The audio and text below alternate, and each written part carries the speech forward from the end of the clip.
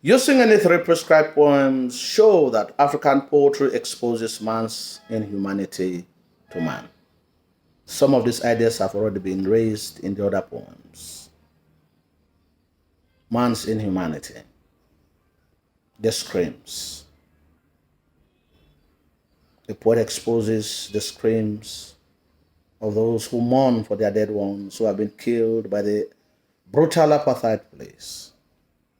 They have been abandoned in the fields, in the hills, on the hills, and they have become food for the vultures. You can see their skeletons dislocating from their joints. And we are made to understand that even pregnant women are not spared, with the insinuation that some of them have been raped because of their torn dress before being killed.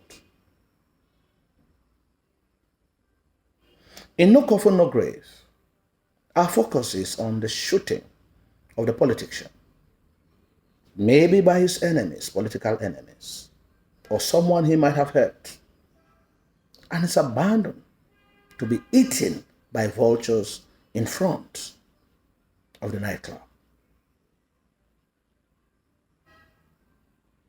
The sounds begin again. Recollect the sounds of the torture that Africans are subjected to, especially the blacks in the ghettos. Again, it's already a symbol that it is something that is recurrent. It does not just happen once.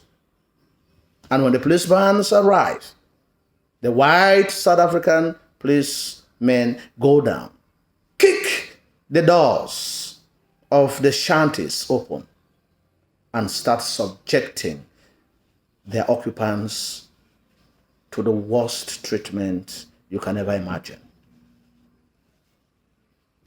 Their screams of pain, their wailing, rises with the intensity of the torture. And we are made to understand that this is the type of pain that is unknown only to those who are free.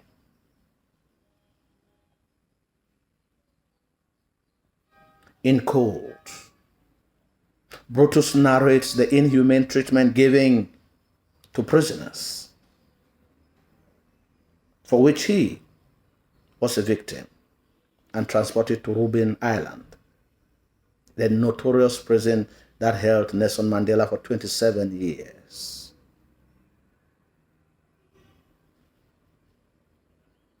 The prisoners are poorly clothed. They lie on wet cement. They walk barefoot. They are exposed and chained to the early morning cold to do hard work. And they eat they eat pap without sugar. To worsen matters, the warden who takes care of them refers to them simply as rats, which is an indication that they are not even human beings and they ought to be killed. At the funeral, it is the morning of a young medical doctor whose mother has suffered, working menial jobs in the House of Whites to see her through school.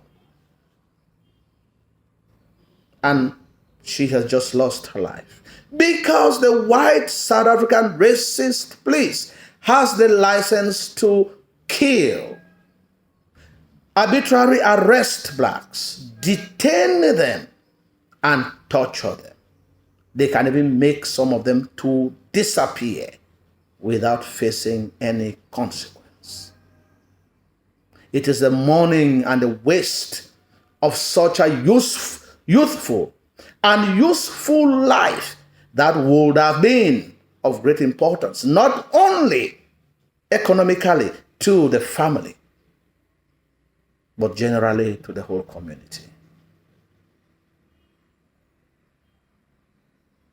And lastly, in listen, comrades, we are concerned about the killing of Mamba, the incarceration of the others at Martinsville. Africans have lost their lives for the quest of freedom and independence. And Mamba says it's going to be a long road, but their blood will not go in vain, and it should serve as a source of inspiration for those who will carry on the mantle of liberation after them. Thank you for listening.